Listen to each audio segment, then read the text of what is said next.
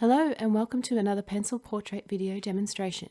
Today I'm drawing a 3/4 portrait and I decided to mix things up a bit. I've been feeling that my portraits have been a bit stale lately, so I'm trying to combine elements and not stick so closely to my references. I think this works in learning how to design in a way, and at least the first few steps. And I wholeheartedly believe that this is a skill that can be improved like most others. I also think that I'm going to suck at it for a while, at least until I get more comfortable in conveying what I think I can do in my head and translate that onto paper. So here's for learning a new skill and getting better at it slowly. At least this way I can attempt to bring a bit of my own vision into the sketch, which is what I always intended to be able to do in the end anyway. I will admit though that my themes might be a little bit questionable, but please bear with me while I explore this, and well, at least for a while. So on to the process. Basically, I browse images on Pinterest and I pick a couple of them, a portrait to draw and an element to add. So for this sketch it was a goat for the hair, eyes and obviously the horns. Because this isn't your standard human, I can make a few changes here and there, and as you can see I changed the shape of the ear a little. I didn't want to go full goat ears because I felt that would be getting into furry territory. Not that there's anything wrong with that, it just isn't my intention for this sketch. So I started with a light estimation of how this was going to sit on the page, including my initial thoughts on how the horns would go, and then I started putting in the bits and pieces. I didn't have anything cemented in my head with the design, so I do make some choices on the fly as the sketch progresses. At this stage I was trying to decide on how the hair was going to be. I had a thought that the back would be short with the longer strands of hair at the front, kind of like a reverse mullet. Then I changed so one side would be short tufts of hair and the other the longer goatish mane. I really wanted to add the goatee, but I thought that would break the image.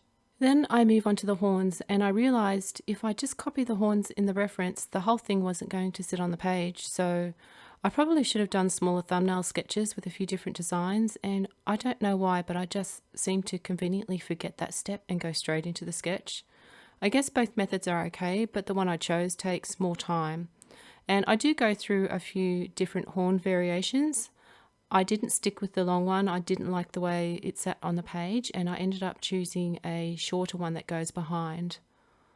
It was a bit of a challenge getting the horns to sit right where they come out of the head, and I did get that wrong. I am aware of that, but I chose to let it go because I wanted to work on my creativity and not on the technicalities, which I believe will come later with more practice. So this is the part where I changed the hair around to better fit with the horn style. I moved the long hair to the front side and the short hair to the far side.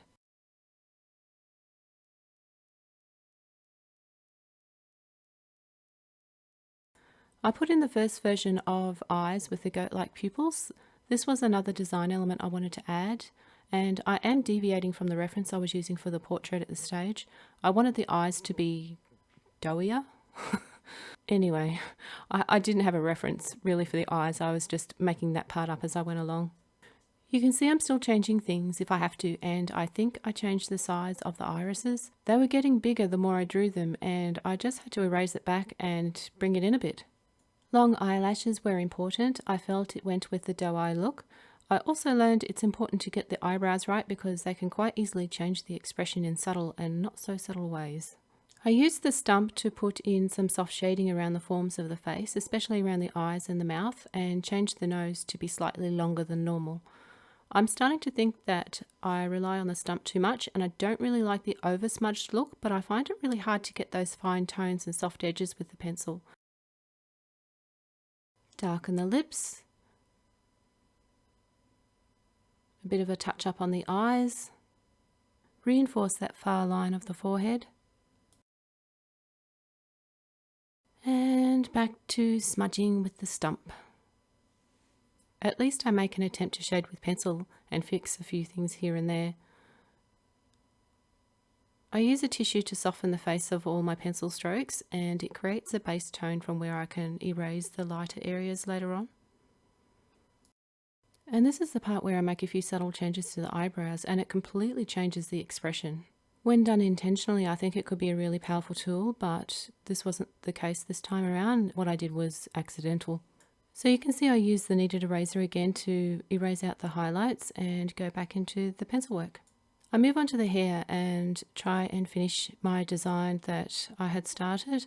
I think now is the time. I've always said that the hair is the next biggest thing to draw in. It takes so much surface area up on the paper.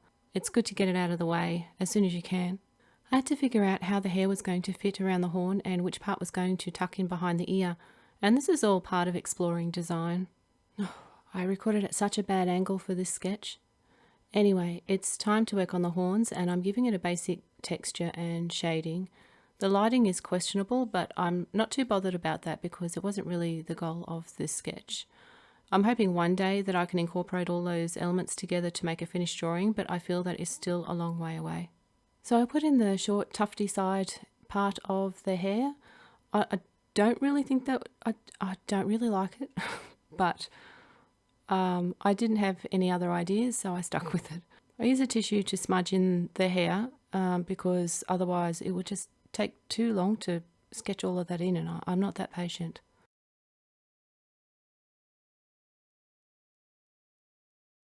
I realise the horns, the way they are placed, are not accurate.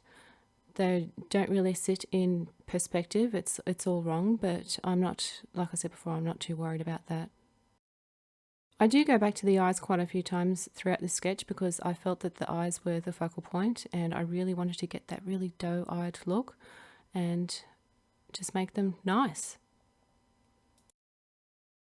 I'm trying to erase out some highlights in the hair and in the horns, but that doesn't really go far.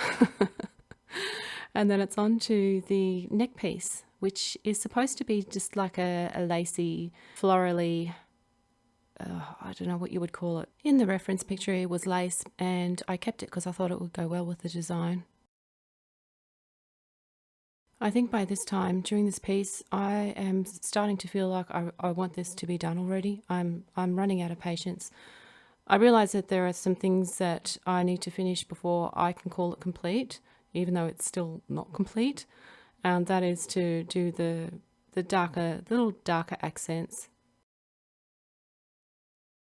Back to working on the eyes, and I'm just trying to put those lashes in there and darken the pupils a bit. Oh, I'm recording this late at night and my voice is starting to crack, sorry. But yeah, in my head I probably was saying, oh, are we done yet? Are we done yet? What do I need to do? What's left? So, those little white eyeline parts are just so hard to keep in there. I always have to go back and erase them afterwards or put them in with white pencil because I just cannot keep them in there.